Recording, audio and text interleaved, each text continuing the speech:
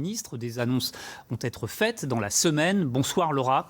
Certains redoutent un vrai casse-tête. Qui sont les acteurs concernés par ce pass sanitaire ? Eh bien, dans 2 jours, les cinémas, les salles de spectacle et les centres commerciaux de plus de 20 000 m² devront contrôler le pass sanitaire de leurs visiteurs.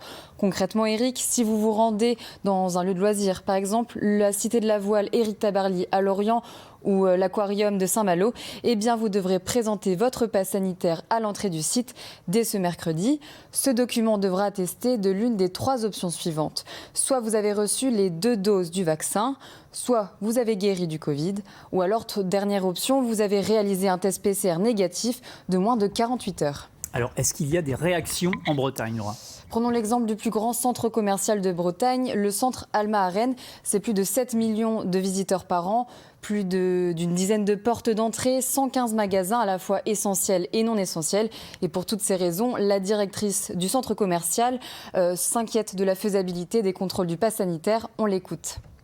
Réaliser finalement un contrôle de l'ensemble des entrées du centre commercial, ça demande de mobiliser des agents de sécurité à l'ensemble des portes du centre.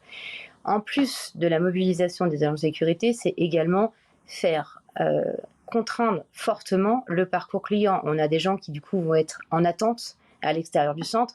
On a calculé que moyennant 30 secondes nécessaires en tout cas au contrôle du pass sanitaire et au contrôle d'identité des personnes, on a besoin en gros de faire une file d'attente qui fera le tour du centre commercial.